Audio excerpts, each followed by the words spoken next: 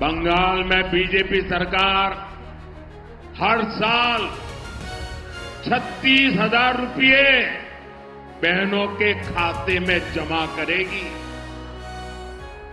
आंगनबाड़ी हो, अन्य महिला हेल्थ वर्कर्स हो, उनके वेतन भत्ते को लेकर भी बंगाल बीजेपी ने बड़ी घोषणा की है। अत्याचारियों को हटाना है और सत्य कोरबोना अत्याचारी देर के शौर्य देवो। साथियों, बीजेपी बहनों बेटियों को सुरक्षा भी देती है और अवसर भी देती है। संदेश खाली के बहनों के संघर्ष से जुड़ी एक बहन को बीजेपी ने टिकट दिया है। आरजी कार में जिस बेटी की हत्या हुई, उस डॉक्टर बेटी की मां को बीजेपी ने अपना उम्मीदवार बनाया है। ये बंगाल की बेटियों की सुरक्षा के प्रति बीजेपी के कमिटमेंट का प्रमाण है। साथियों, बंगाल में बनने वाली बीजेपी सरकार कदम कदम पर बंगाल की बेटियों को मदद देगी। बहनों को चिंता होती है कि घर का बजट भी न बढ़े और बच्चे भी भूखे न सोए। इसलिए बीजेपी सरकार आपको मुफ्त चावल देती है। इससे हर परिवार को 7 से 10,000 रुपए की बचत हर वर्ष हो रही है। साथियों, जिन बहनों को उनके पास अगर पक्का घर नहीं है तो उनको बीजेपी सरकार 1.5 लाख रुपये देगी ताकि वे अपना पक्का घर बना सके। साथियों, टीएमसी की निर्मम सरकार ने आपको आर्सेनिक वाला, जहर वाला पानी पीने को मजबूर करके रखा है। बीजेपी सरकार हर घर तक नल से शुद्ध जल पहुंचाएगी। आपका बिजली बिल 0 हो, इसके लिए बीजेपी सरकार करीब 80,000 रुपये देगी ताकि आप अपने छत पर अपना खुद का सोलर प्लांट लगा सके। साथियों, बीजेपी की सरकार में यहां बंगाल की बहनों को अपनी बीमारी का इलाज टालने की जरूरत नहीं पड़ेगी। आप देखिए, कल्याणी में एम्स हमने बनाया है। हमारी सरकार आपको और खास करके मेरी माताओं, बहनों, बेटियों को 5 लाख रुपये का मुफ्त इलाज देगी। 5 लाख रुपये। जन औषधि केंद्रों पर 80% डिस्काउंट में दवा दी जाएगी। ब्रेस्ट कैंसर हो, सर्वाइकल कैंसर हो, इनकी जांच और टीका मुफ्त लगाया जाएगा और साथ ही गर्भावस्था के दौरान 21,000 रुपये की मदद और ग्रेजुएशन के लिए बेटियों को 50,000 रुपये की मदद, ये भी बीजेपी सरकार देने वाली है। यानी बेटियों की पढ़ाई और दवाई, इसकी चिंता बीजेपी सरकार करेगी। साथियों, बीजेपी सरकार बहनों के रोजगार और स्वरोजगार के लिए भी सहायता देगी। बहनें हर साल 1 लाख रुपए से अधिक कमाएं, इसके लिए 75 लाख बहनों को मदद दी जाएगी।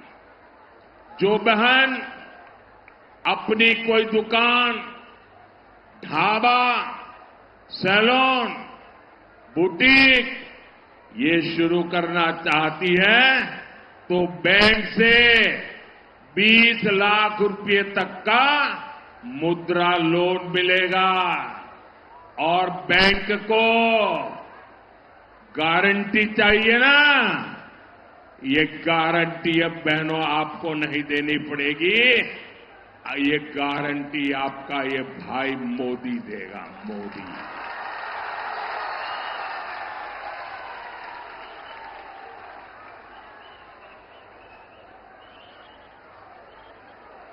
साथियों, बंगाल बीजेपी ने एक और बहुत बड़ा ऐलान किया है।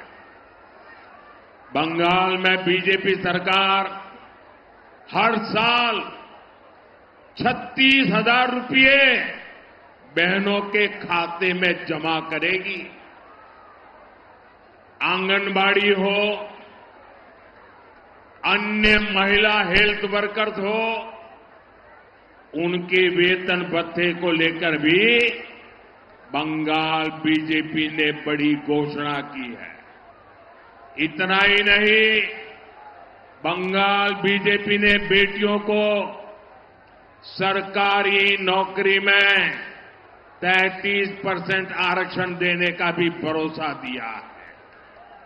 यानी बीजेपी की डबल इंजन सरकार का बंगाल की बहनों बेटियों को डबल फायदा होगा। साथियों, बंगाल के युवाओं में बहुत सामर्थ्य है। टीएमसी की निर्मम सरकार ने युवाओं को नशे के अंधकार में धकेल दिया है। हमारा ये बंगाल तो क्रिएटिविटी का किंग है। आपने देखा है बच्चे कैसे बढ़िया बढ़िया पेंटिंग बना करके ले आए। बीजेपी बंगाल के युवाओं की क्रिएटिविटी को ताकत देगी, संवारेगी। आजकल बंगाल के बेटे बेटियों के म्यूजिक वीडियो भी, उनकी बनाई रील की सोशल मीडिया पर बहुत तारीफ हो रही है, वाहवाही हो रही है। कई रील्स तो मैंने भी देखे हैं। जाहिर है, जाल मुड़ी से ही जिनको इतनी जान लगती है, उनको युवाओं की क्रिएटिविटी पसंद नहीं आती है। लेकिन बीजेपी इस ऑरेंज इकोनॉमी को, कंटेंट क्रिएशन को बंगाल की ताकत बनाएगा। साथियों, बीजेपी बंगाल के स्पोर्ट्स कल्चर को नई बुलंदी देगी। अभी टीएमसी के सिंडिकेट ने यहां स्पोर्ट्स इकोसिस्टम को भी तबाह करके रखा है। कोलकाता में कुछ महीने पहले जो कुछ हुआ, दुनिया भर के फुटबॉल प्रेमियों तक जैसी तस्वीरें पहुंची, वो महाजंगल राज का ही परिणाम था। मैं बंगाल के सभी युवा, बंगाल के सभी खिलाड़ियों को भरोसा देता हूं, खेलो इंडिया अभियान के तहत बंगाल में नया स्पोर्ट इकोसिस्टम तैयार किया जाएगा। साथियों, जैसे गंगा जी का उद्गम स्थल गंगोत्री है, वैसे ही बीजेपी का उद्गम स्रोत जनसंघ है और जनसंघ का उद्गम बंगाल से हुआ है। पहले लोकसभा चुनाव में बंगाल ने जनसंघ का खाता खोला था।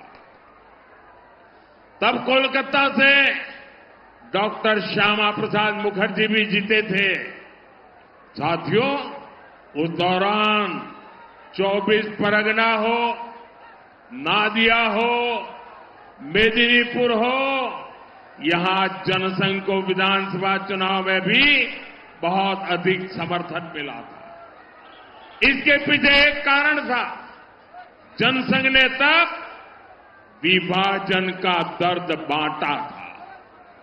जनसंघ पूर्वी बंगाल से बेघर हुए शरणार्थियों के साथ खड़ा हुआ था।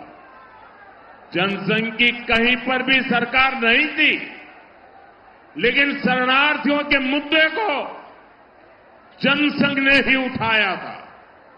साथियों, डॉक्टर श्यामा प्रसाद मुखर्जी को तो शरणार्थियों का प्रवक्ता माना जाता था।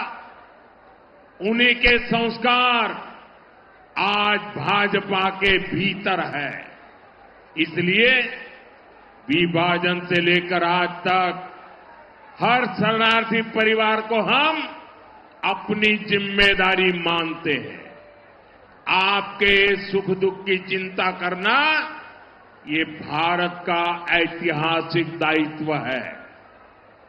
इसलिए मोदी सीएए कानून लेकर आया, वरना दशकों तक ये काम क्यों नहीं हुआ था। साथियों, मैं मतुआ, नामशूद्र और अन्य सभी शरणार्थी परिवारों से कहूंगा, आपको नागरिकता भी मिलेगी, आपको पक्का एड्रेस मिलेगा, आपको हर वो कागज मिलेगा, हर वो हक मिलेगा जो किसी भी भारतवासी को, देश के नागरिक को मिलता है। ये मोदी की गारंटी है।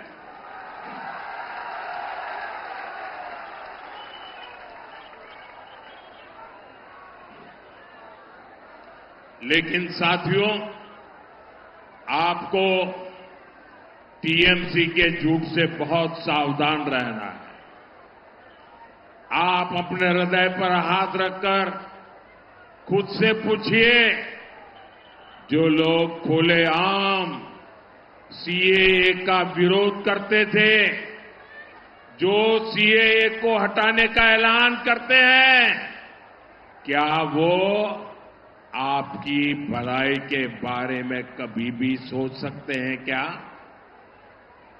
अगर कोई साथी गलती से भी टीएमसी को वोट देने के बारे में सोचता है, तो वो अपने पूर्वजों के दिल को दुखाने का ही काम करेगा। साथियों, आज बनगांव से मैं डंके की चोट पर घुसपैठियों को चेतावनी देना चाहता हूं।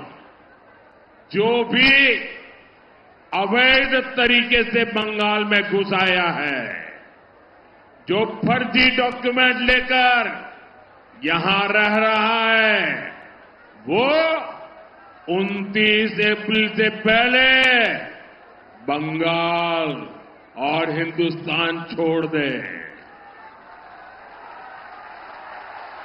वरना 4 मई के बाद